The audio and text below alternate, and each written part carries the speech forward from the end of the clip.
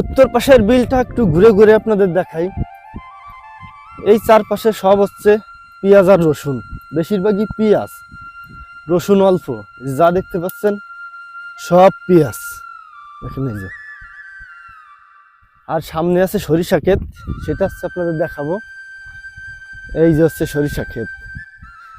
আসলে এই চোখ দিয়ে না দেখলে এর মজাটা বুঝবেন না, যে কতটা সুন্দর দেখায়।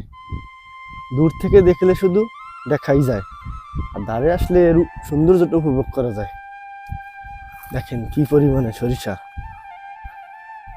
ওই পাশে একজন কাজ করতেছে, আর এই যাচ্ছে সরিষা ক্ষেত। দেখুন কত সুন্দর। দেখছেন, শহরের মানুষজন আসি কি খালি খালি পাগল হয় সরিষা ক্ষেত দেখে।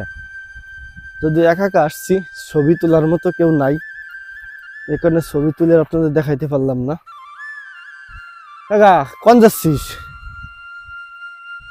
পাতো ধান লাগাতি। পেঁয়াজের জমিতে জল দিতে হয়, যে কারণে এই যে শ্যালো মেশিন আর কি, বাষ্পীয় ইঞ্জিন, সেটা এই জায়গা দিছে। দেখেন এই জায়গা যত পেঁয়াজ আছে সব পেঁয়াজে জল দেয়। সরিষাতে তো জল দেওয়া লাগে না, একবার ওই যে কাঁচা অবস্থা লাগাই দিছে, তখন থেকে যেভাবে সেভাবে হয়ে আসছে।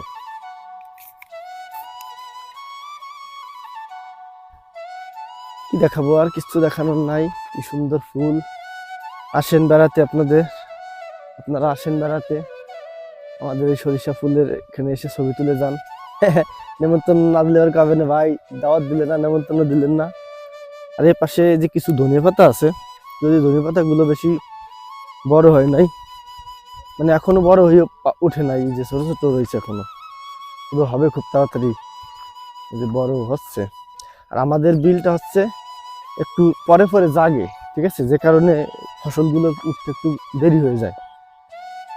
ওই পাশে আবার যে ধানের জমি, ওই প্রথমে শুরুতে ধানের জমি আর শেষে ধানের জমি, মানে ধান লাগায় যে জায়গা দিয়ে নিচু, যে জায়গা দিয়ে উঁচু সে জায়গা দিয়ে যে পেঁয়াজ রসুন এগুলো লাগায়। ওই যাচ্ছে দূরে হচ্ছে ধান, মানুষের ধান লাগাচ্ছে দেখেন, ওই যে ওই ধান লাগাচ্ছে।